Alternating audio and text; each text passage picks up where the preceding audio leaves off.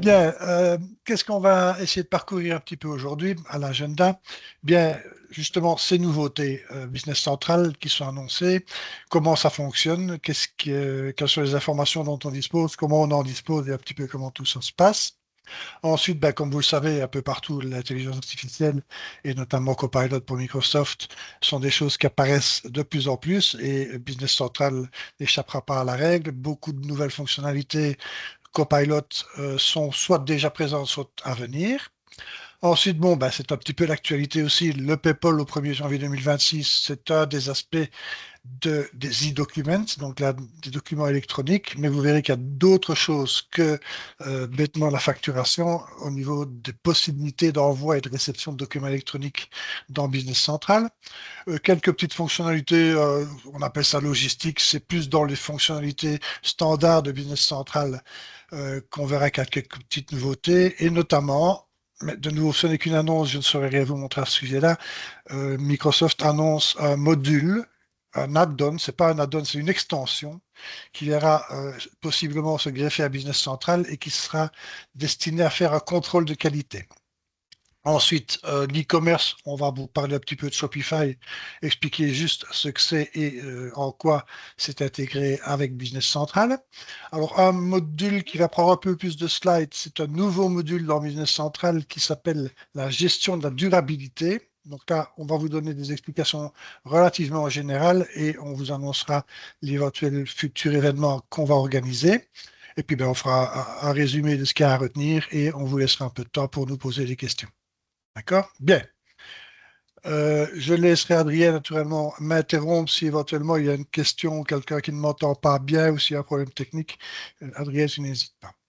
Alors, les nouveautés Business Central, comme vous le savez et comme Microsoft l'annonce régulièrement, le produit est sujet à des mises à jour, soit des mises à jour fonctionnelles, des nouveautés, soit quelques améliorations, soit éventuellement même des nouveautés par rapport à des corrections de bugs.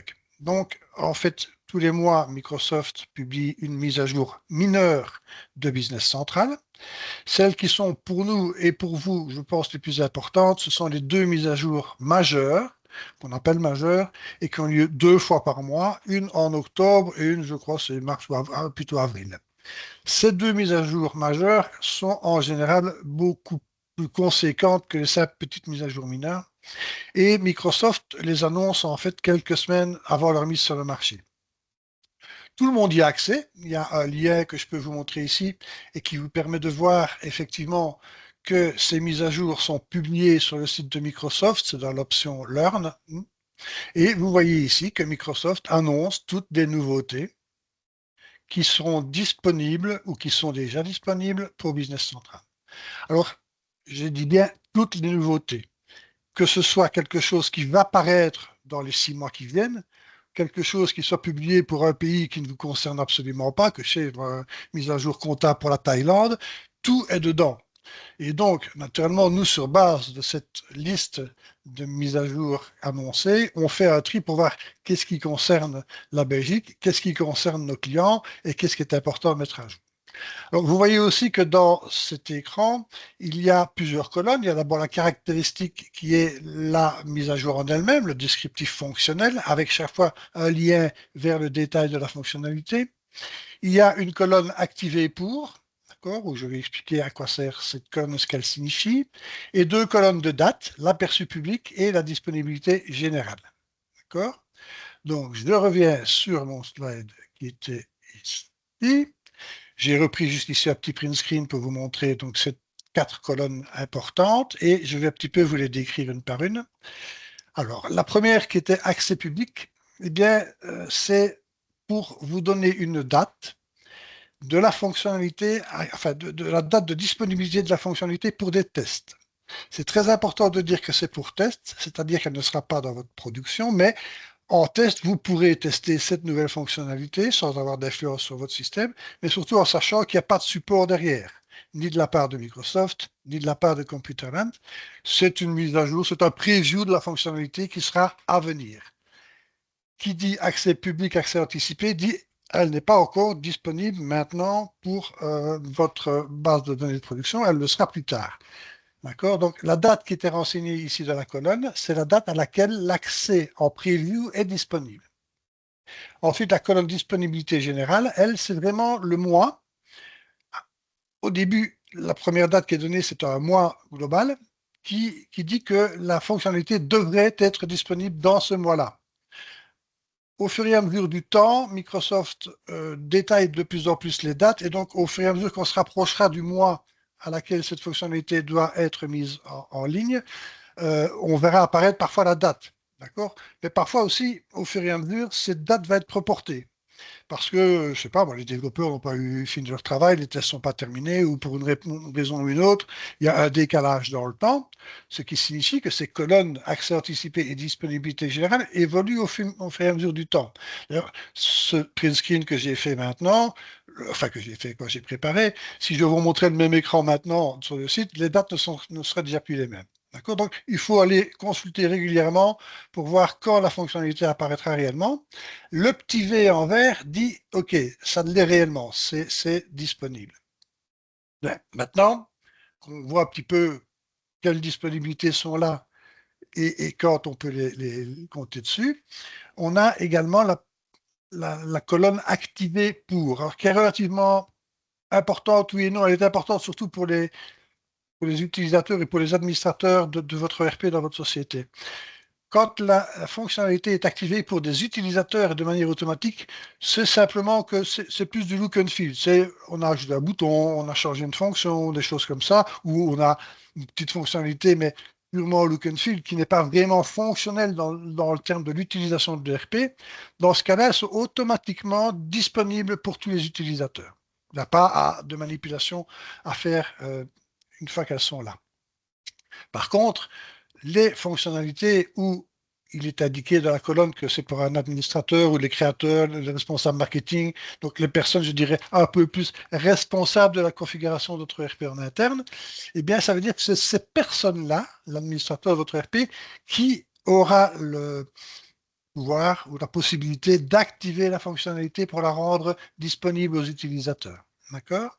Et certaines autres fonctionnalités, elles ne sont purement que des fonctionnalités de paramétrage ou de configuration. Par exemple, des agents, hein, des fonctions automatiques ou des flux de travail ou des choses qui sont purement techniques au niveau de l'ERP, des fonctionnalités techniques. Dans ce cas-là, seuls les administrateurs y auront accès. C'est ce qu'on appelle celles qui sont gérées par les administrateurs et les responsables du système. Donc, trois catégories de personnes auxquelles ces mises à jour se destinent. Les utilisateurs, mais sur base d'une installation par l'administrateur interne ou uniquement des fonctionnalités techniques qui sont propres aux administrateurs, aux décideurs et autres. Donc, petit rappel quand même, Computerland fait de la veille informatique intense et donc nous sommes au courant quand les nouveautés vont venir. Nous sommes aussi dans la phase d'analyse de ces fonctionnalités pour voir si elles sont intéressantes à implémenter chez vous. Et puis bon, via mon collègue Philippe Marouet notamment, vous êtes avertis que de nouvelles fonctionnalités vont être installées dans vos systèmes, à la fois vos sandbox, vos environnements de test, vos environnements de production. Vous recevez un mail qui vous indique quand ça va être fait et Philippe assure un suivi très très complet là-dessus pour vérifier que tout s'est bien passé et vous avertir que les mises à jour ont été installées. Ça, c'est pour la partie comment ça se passe, comment on sait qu'il y a des nouveautés et comment on les met en place. Bien, on va venir un petit peu maintenant sur le copilot. Donc, on va essayer de regarder un petit peu quatre petites nouveautés intéressantes, en sachant que d'autres nouveautés sont annoncées, mais ne sont pas encore disponibles. Donc, je ne saurais pas vous les montrer. Et je ne vais pas passer non plus mon temps à vous répertorier tout ce qui n'est pas encore disponible, parce que c'est vous mettre l'eau à la bouche sans pouvoir avoir quelque chose à manger. Bon, on va parler de la recherche des pages ou de certains rapports ou de fonctionnalités avec la fonction avancée qu'ils appellent Tell Me. OK? La version de petit chat améliorée avec Copilot, vous verrez qu'on peut faire des choses très intéressantes. L'assistant Copilot dans les analyses, peut-être que c'est une fonctionnalité que certains d'entre vous vont découvrir et vous verrez que c'est très intéressant. Et la fonction résumé qu'on va pouvoir voir au niveau des principalement fichiers et des fiches signalétiques. Alors, je vais passer maintenant sur la business centrale pour un petit peu vous montrer. Le premier, c'était le Tell Me, fonction qu'on peut accéder via la petite loupe ici en haut à droite. Vous connaissez certainement la fenêtre de recherche habituelle, hein, où vous pouvez taper par exemple article et le système va vous afficher toutes les fonctionnalités par rapport à l'environnement où vous vous trouvez, où la référence article apparaît. Si on fait au niveau de cette recherche simple liste des articles en stock, là naturellement, il n'y a plus grand-chose. Forcément parce que j'ai peut-être été un peu trop détaillé dans ma demande et la fenêtre de recherche simple ne va pas jusqu'à ce niveau de détail. Par contre, si je vais dans la partie avancée, qui est donc le Tell Me géré par un petit peu d'intelligence artificielle, vous voyez qu'il reprend automatiquement la requête que j'ai tapée dans mon premier écran. Et là, en lançant la requête, je vais trouver beaucoup plus de fonctionnalités, pardon, qui sont en rapport avec ce que j'ai demandé. Donc, que ce soit des états, des écrans ou des pages, vous voyez que j'ai beaucoup plus d'informations propres à ma requête où je veux voir tout ce qui concerne la liste des articles en stock. Donc, cette fonction avancée, c'est toujours indiqué ici version préliminaire. Ça veut dire qu'elle est toujours en cours de développement. C'est une de celles qui sont justement en preview et que vous pouvez déjà utiliser dans vos environnements de test. Bien.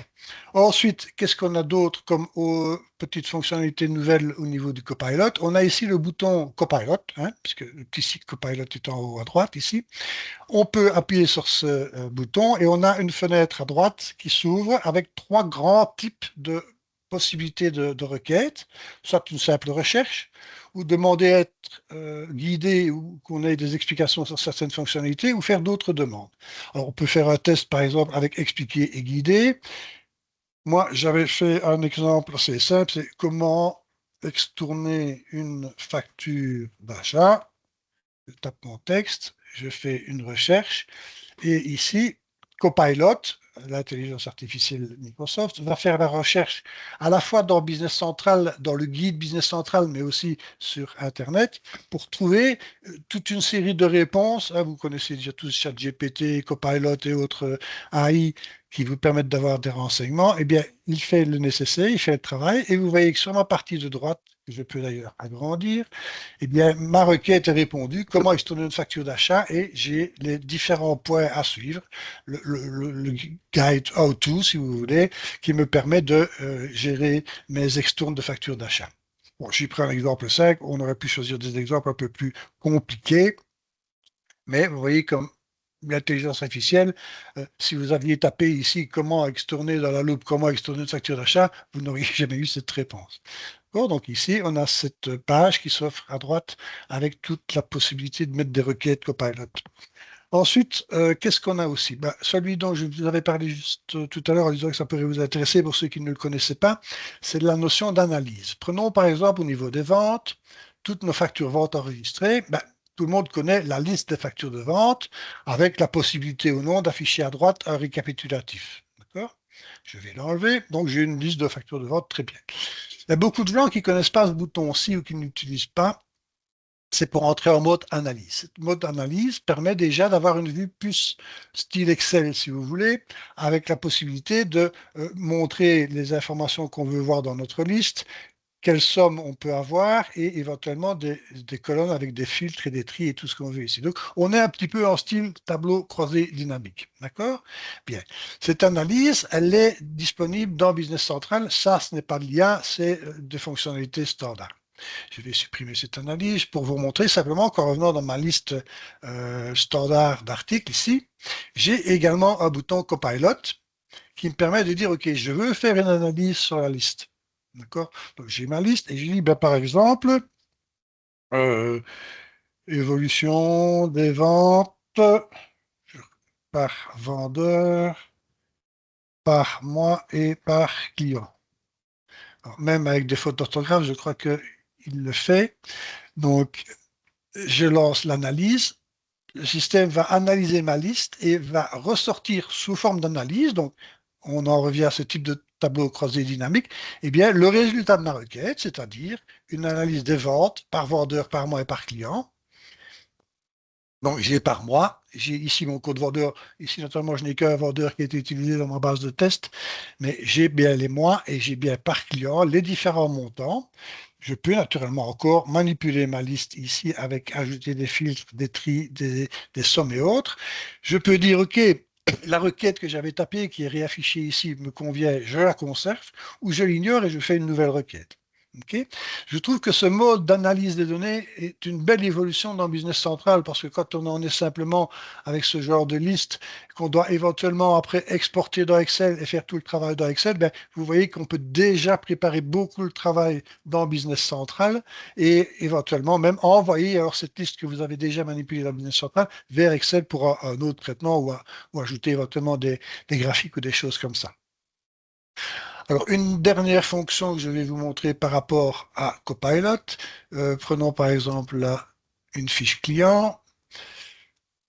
Vous aurez ça bien sûr dans les fournisseurs, dans les articles, dans d'autres. Si je vais dans une fiche client, pardon, le premier, vous avez, il va apparaître ici la fonction résumé, hein, toujours avec ce petit sigle Copilot. On est également toujours en version préliminaire, donc en version test et aperçu. Et quand on fait un résumé, donc le système va un petit peu analyser par rapport au client sur lequel je me trouve toutes les informations qu'il possède en termes de vente, d'expédition, est-ce que le client a fait des paiements, des choses comme ça. Et vous voyez qu'il peut ici vous afficher, je vais vous l'afficher en plus grand, tout le résumé. Hein, c'est à droite. Ah non, ça c'est parce que j'ai changé de client. Donc il refait l'analyse pour le deuxième client. Désolé, j'avais cliqué sur la mauvaise flèche. Et voilà, il vous dit, voilà, le solde restordu du client sur lequel vous vous trouvez s'élève à tel montant, le délai moyen de paiement des factures de ce client, l'engagement commercial, voilà, toutes les informations qu'on a sur ce client. C'est pas juste mettre de l'information, il va de soi que chaque information qui est en vert et soulignée vous donne accès aux détails. Solde dû du client 20 000, si je clique sur le montant de 6 197, je vais avoir tout de suite la liste des factures qui constituent ce montant. Je devrais avoir, si mon système réagit, la liste des factures. Bien. Copilot, en gros, c'est un petit peu ce qu'il y a pour le moment comme nouveauté. D'autres choses vont arriver, notamment une notion, je vais revenir sur le slide pour, voilà, donc c'est ce qu'on vient de voir. Voilà ce qui va venir comme nouvelle fonctionnalité dans un futur très proche. Quand je dis très proche, c'est fin de cette année, début de l'année prochaine, au niveau Copilot. Notamment une notion d'agent, ce qu'ils appellent aussi des assistants. Des agents et des assistants en business central, ce sont des tâches de fond qui tournent, mais qui vont être naturellement orientées intelligence artificielle. Et donc, vous allez pouvoir créer comme ça toute une série d'agents et d'assistants qui vont tous les X temps, avec une certaine récurrence que vous déterminerez, faire la requête que vous souhaitez et vous en affichez les résultats. On parle de requête, ici c'est plus une simple requête liste des articles, ce sera des requêtes plus sophistiquées puisque orientées intelligence artificielle. Je peux simplement vous montrer une chose au niveau de ces assistants dans Business Central. Quand je vais aller ici sur assistant dans mon Business Central, voilà, vous voyez, version préliminaire. Et malheureusement, je ne sais pas vous le montrer, c'est une des fonctionnalités qui est déjà sortie en preview dans certains pays, mais qui ne sont pas disponibles en Belgique. Donc, malheureusement, c'est une frustration que j'ai eue, c'est que je ne pouvais rien vous montrer sur ce sujet-là. C'est une des fonctionnalités. Quoi d'autre? Ben, ces agents, justement, ces assistants, qu'est-ce qu'ils vont entre autres pouvoir faire? Bien, analyser vos données et par exemple créer des commandes de vente ou des propositions de commandes de vente sur base d'emails reçus ou de documents PDF que vous avez reçus par mail. Il va pouvoir les analyser de manière automatique et non plus manuelle et directement vous proposer des commandes de vente ou des propositions pour faire des devis en fonction du contenu du mail que vous avez reçu, du document que vous avez reçu, de manière automatique. Donc ces agents-là seront, je pense, quelque chose de très utile parce qu'en fait, ils vont faire un peu de travail manuel à votre place et vous proposer déjà un résultat et une solution. Voilà, donc utilisez l'assistant pour automatiser les prises de commandes. On va parler tout à l'heure du module durabilité. Eh bien, le système pourra, sur base d'informations IA, vous proposer des émissions de gaz dans des feuilles de durabilité. Hein, on verra tout à l'heure qu'on va devoir, on peut en tout cas dégager dans la durabilité tout ce qui est consommation de CO2 et autres, déchets et autres, eh bien, le système pourra, en fonction de l'analyse de votre situation dans l'ERP, vous proposer des émissions de gaz et des écritures durabilité dans votre système. Il pourra notamment aussi faire correspondre une facture d'achat que vous recevriez par PayPal ou par autre, ou document électronique ou autre. Hein. Il pourra faire correspondre cette facture d'achat avec les commandes. C'est-à-dire que l'IA va aller plus loin que ce que nous, on sait faire manuellement dans Business Central, c'est qu'il va aller vous proposer toute une série de lignes de commandes qui seront en lien ou pas, hein, il faudra quand même confirmer, avec la facture que vous aurez reçue. Une notion quand même importante au niveau de ces fonctionnalités et de ces assistants Copilot et autres. Je reviens de nouveau ici et je vais vous montrer ça dans fonctionnalités de Copilot et d'assistant. Naturellement, il va de soi que tout n'est pas gratuit. Pour le moment, toutes les fonctionnalités de type assistant Copilot existantes sont reprises dans cet écran de fonctionnalités. Et vous voyez qu'elles sont actives dans mon système, que ce sont des produits de chez Microsoft et qu'elles ne sont pas facturées. Elles sont gratuites, en d'autres termes. Mais je sais qu'aux États-Unis, pour l'avoir déjà vu sur d'autres écrans, certaines fonctionnalités qu'on n'a pas encore nous en Belgique ne sont pas gratuites. On doit y souscrire, ce seront un peu sous forme d'abonnement et il sera indiqué dans le type de facturation si c'est une fonctionnalité Copilot gratuite ou pas. D'accord? Mais pour le moment, en Europe et en Belgique, elles sont toutes gratuites. Bien, ça c'était pour la partie Copilot. Parlons maintenant un petit peu de gestion de documents électroniques. PayPal, pour rappel, pour ceux qui n'auraient pas encore eu la réflexion, au 1er janvier 2026, l'État belge impose la facturation électronique en vente comme en achat. Et pour rappel également, quand on dit facture, il ne faut pas oublier que les notes de crédit, c'est des factures aussi. Donc, elles doivent également être traitées dans le module PayPal. PayPal est gérable de différentes manières et Computerland a développé des fonctionnalités d'automatisme qu'on appelle C-PayPal et qui sont disponibles. Là, je vous laisserai revenir chacun vers vos commerciaux respectifs pour que nous en parlions éventuellement. Mais il y a plusieurs manières de répondre au problème PayPal. Okay? Ce n'est pas un problème, mais à la fonctionnalité en tout cas. Euh, Au début, le PayPal, quand on pensait à cette fonctionnalité, on s'est dit, OK, c'est juste une plateforme qui permet d'envoyer ou de recevoir des documents sous un format bien déterminé qu'on appelle UBL, c'est-à-dire c'est du XML avec des balises, avec des entêtes, des lignes, et le détail de vos factures et vos notes de crédit. Pardon, excusez-moi, c'est fou, c'est bon. C'est mon copilote qui m'explique ce que c'est que l'UBL. Bien, donc,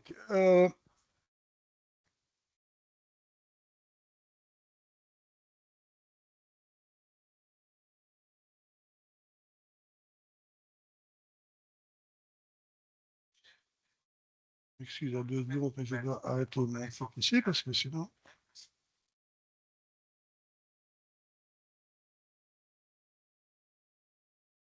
Je suis en train de me demander ce qui fait ce bruit, si c'est mon PC. On va continuer. Bien. Donc, on peut maintenant, dans Business Central, non seulement envoyer des documents. Oui, j'arrête ce truc.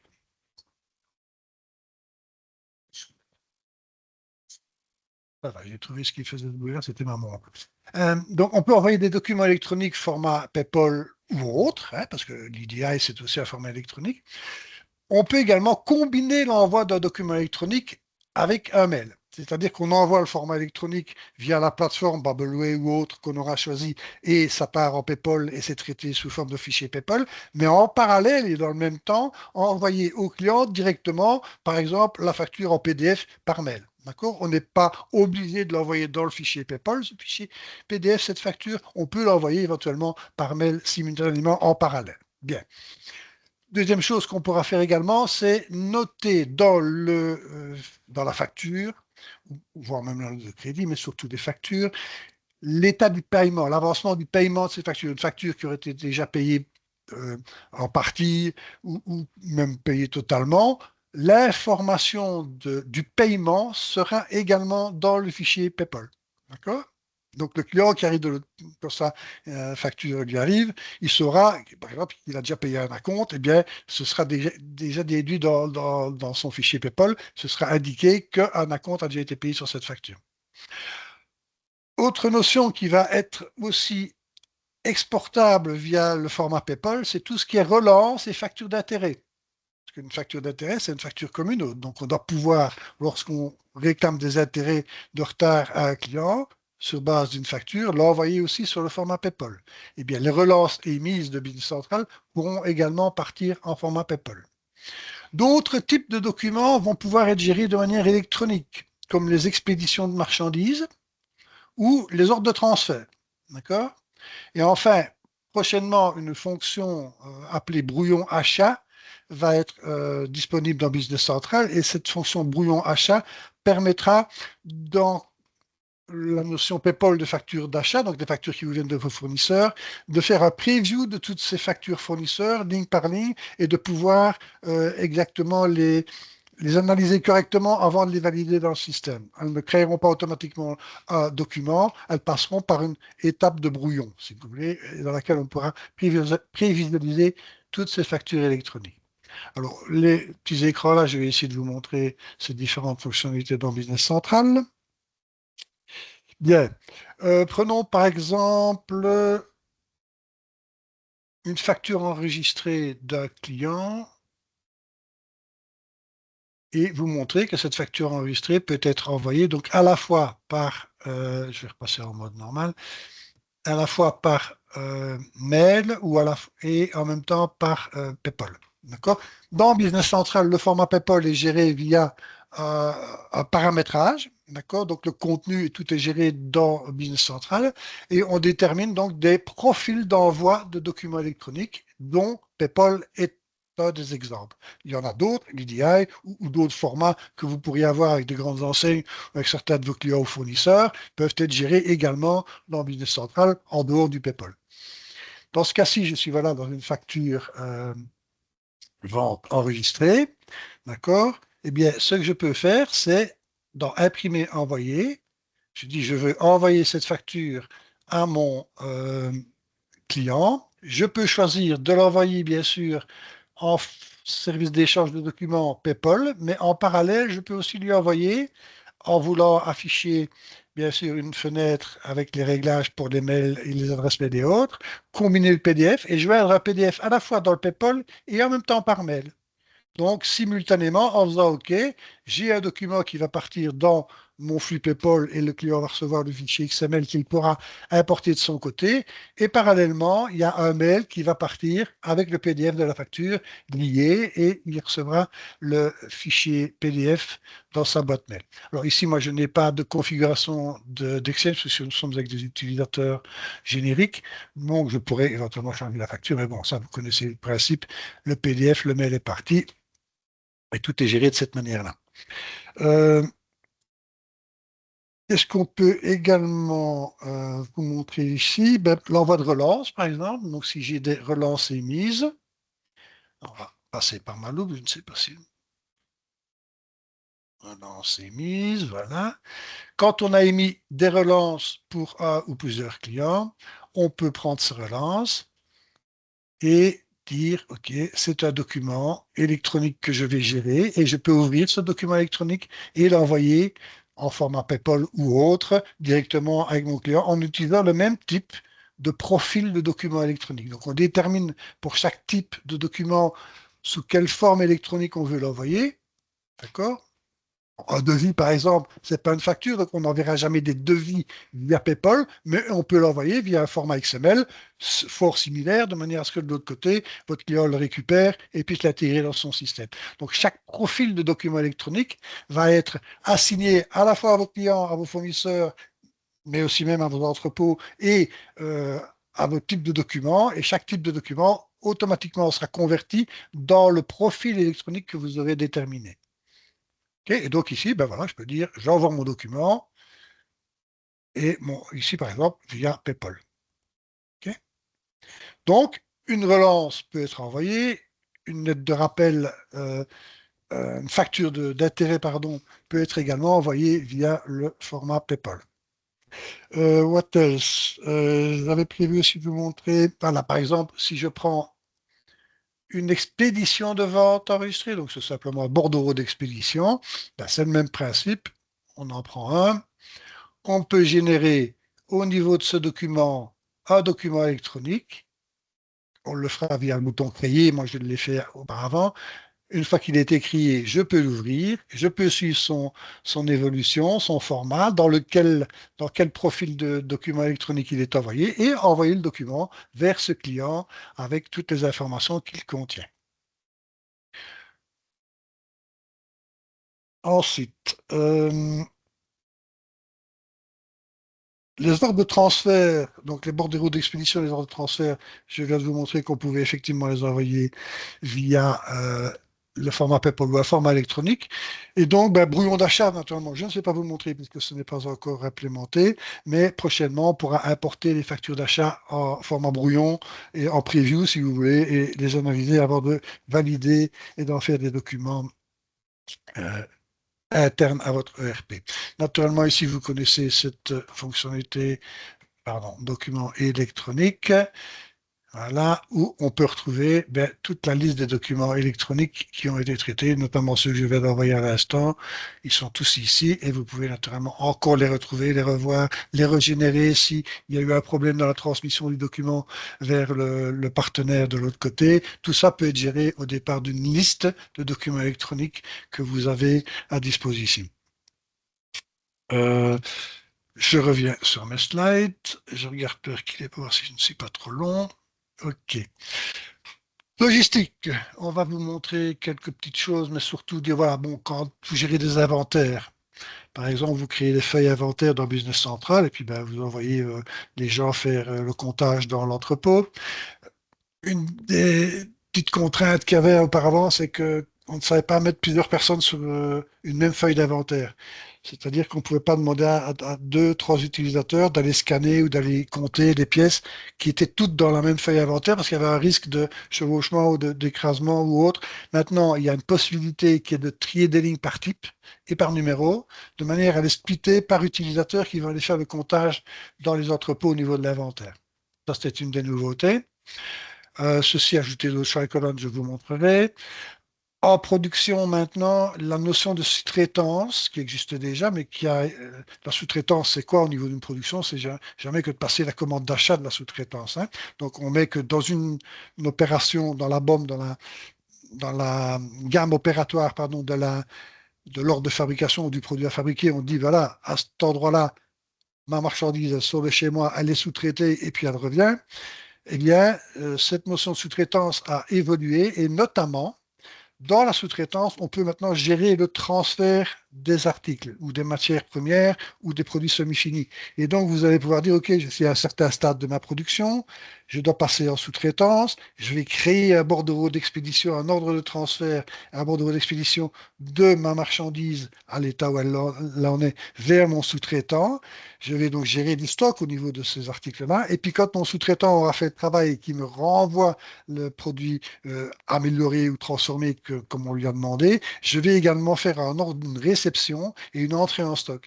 Donc, on ne va pas juste gérer une commande d'achat de sous-traitant, on va aussi gérer au niveau de votre ordre de fabrication tout ce qui est transfert, matières premières et produits semi-finis vers les sous-traitants et du sous-traitant vers, en retour vers votre site de production. Donc ça, c'est pas mal. Au niveau du calcul de la consommation, donc qu'est-ce qu'on consomme pour fabriquer donc des matières premières ou des produits semi-finis qu'on prend en stock ou pas, on doit bien sûr les consommer. Eh bien, on va avoir la possibilité de modifier la manière dont le système calcule automatiquement la consommation. Ça, je vais vous le montrer. Et puis, bah, comme je vous l'ai dit tout à l'heure, un contrôle qualité, une extension contrôle qualité va bientôt être disponible et elle permettra au niveau des marchandises entrant ou sortant de mettre toute une série d'informations en termes de contrôle qualité. Alors, vous dire exactement ce qu'il y aura dedans, je ne saurais pas. Pour les clients qui sont food and drinks, brasserie, alimentation, fabrication ou autre, ça ne remplacera pas le module qualité qui a été mis en place dans food and drinks et qui est beaucoup plus complet et détaillé et surtout orienté métier comme il l'est actuellement. Alors, je vais vous montrer en quelques informations ici. Je change de page. Excusez-moi.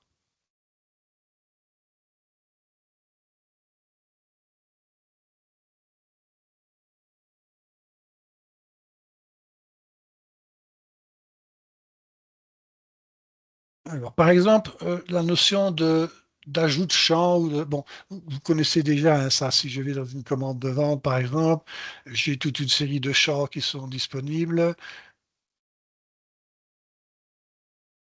Là, j'ai la notion dans la petite roue dentée ici en haut à droite de personnaliser, qui vous permet de personnaliser votre écran, votre page, que ce soit dans des listes ou dans des.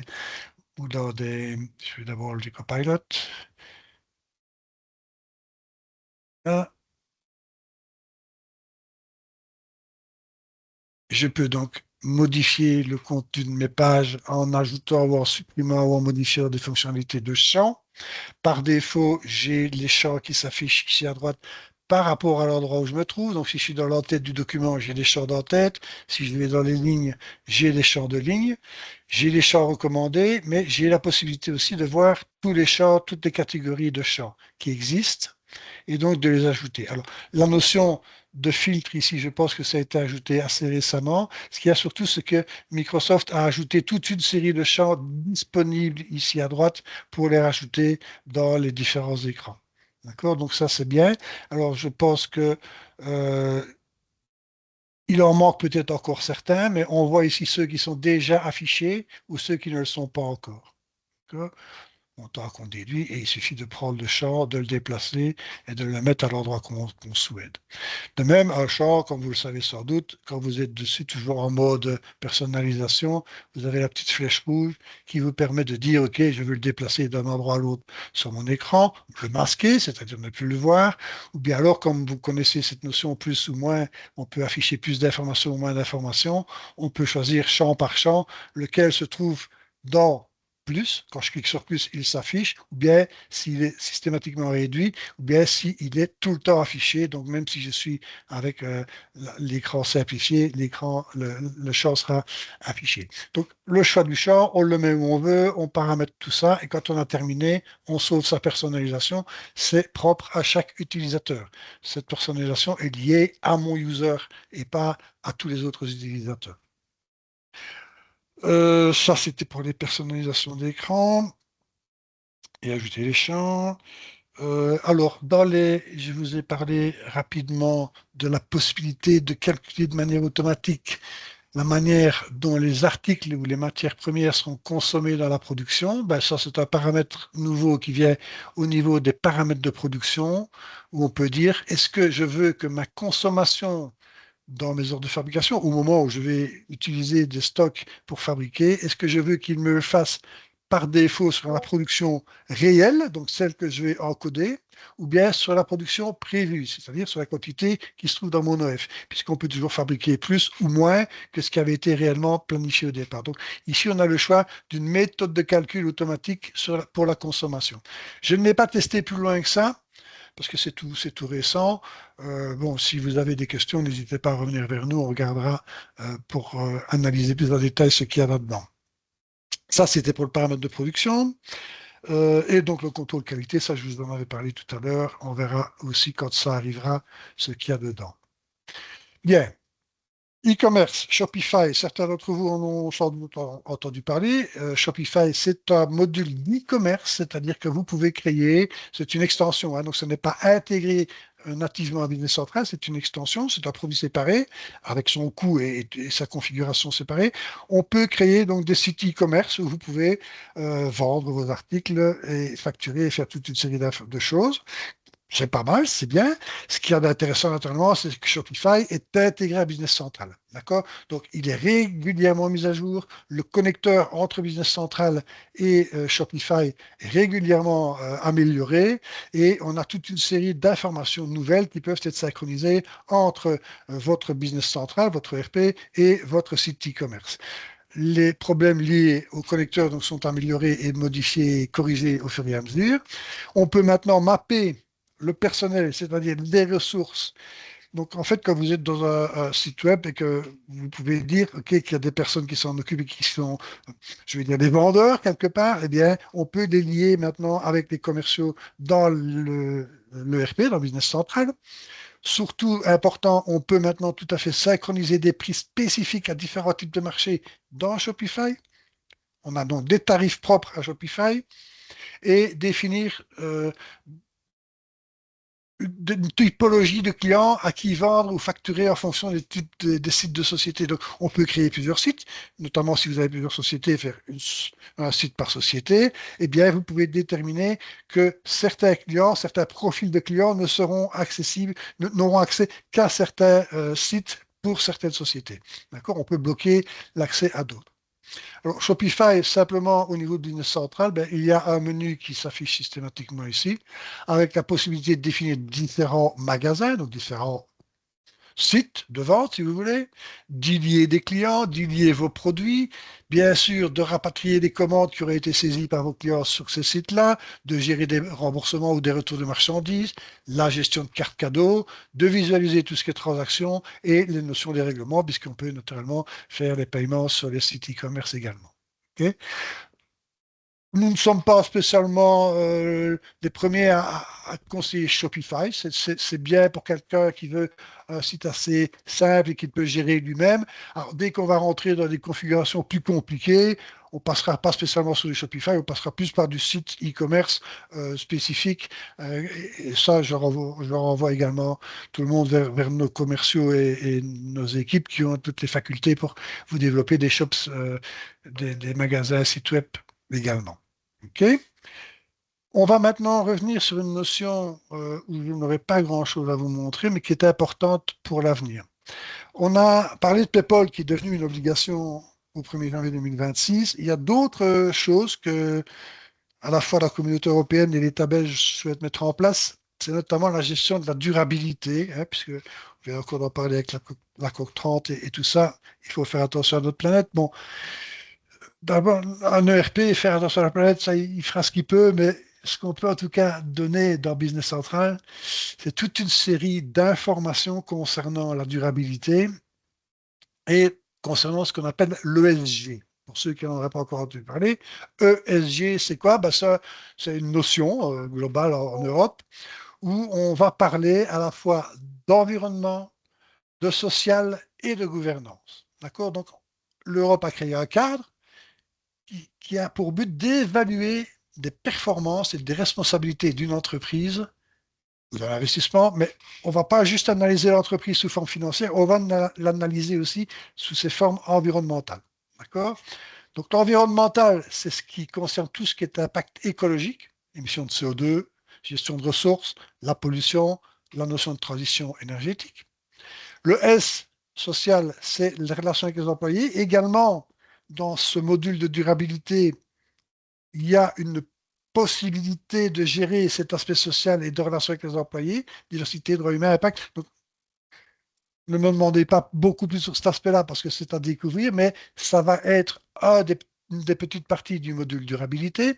Et puis la notion de gouvernance, qualité de direction, transparence, éthique, lutte contre la corruption sont également des notions qui vont apparaître dans ce module USG de Business Central. L'objectif donc, c'est vous aider toutes les entreprises à mesurer, à suivre et réduire des impacts environnementaux sur une notion de réglementation qu'on appelle le CSRD. Alors, je vais juste vous montrer au niveau du site de Partena, tout le monde connaît Partena, donc juste sur la notion de durabilité.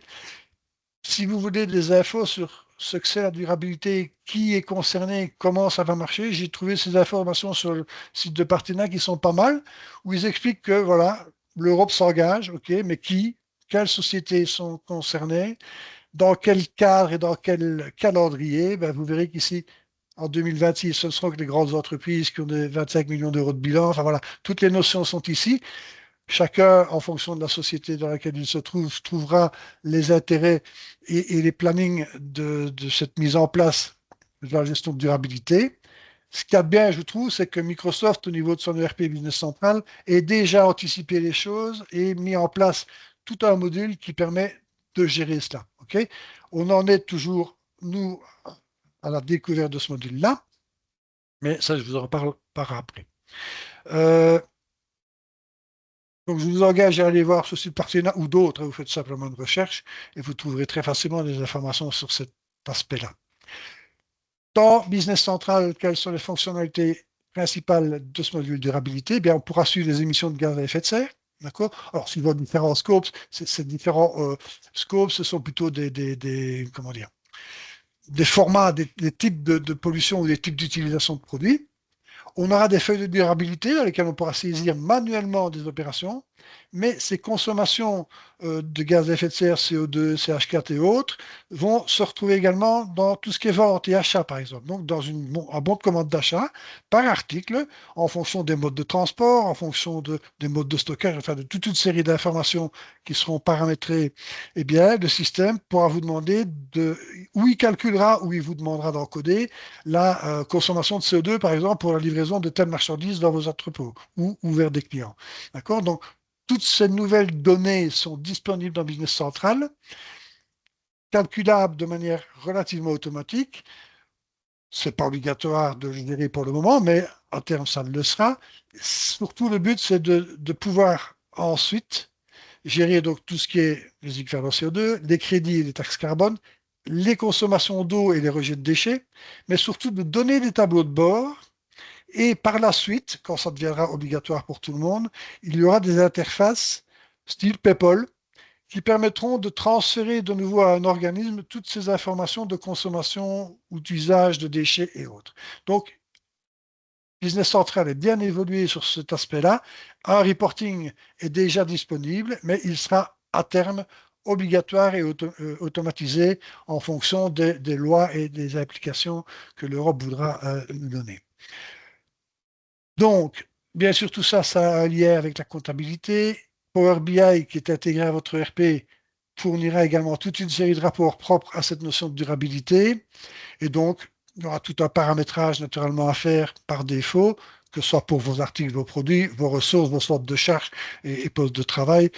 Toutes ces séries d'informations signalétiques dans Business Central auront en complément toute une notion de consommation de CO2 et autres pour gérer cette durabilité. Ben, le bénéfice de ce module et de cette gestion, c'est d'avoir une visibilité sur l'empreinte environnementale. Bon, OK. Peut-être une aide à la prise de décision stratégique. Est-ce qu'on ne mettrait pas des filtres à la fabrication ou des choses comme ça?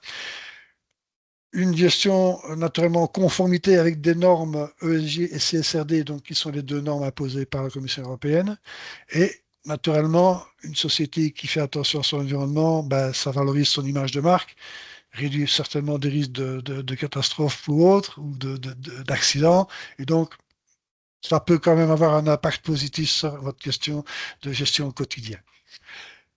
Pour ce module durabilité, Laurent Jadot, le responsable de l'équipe ERP et d'autres personnes, on va un peu réfléchir à proposer un événement qui sera orienté sur ce module et sur cette fonctionnalité propre, avec d'une part, vous expliquer la durabilité, ce que c'est d'une manière plus théorique, et autant que possible, et quand nous aurons les informations, vous montrer dans Business Central tous les impacts que ce module peut apporter et ce qu'on peut en retirer comme information.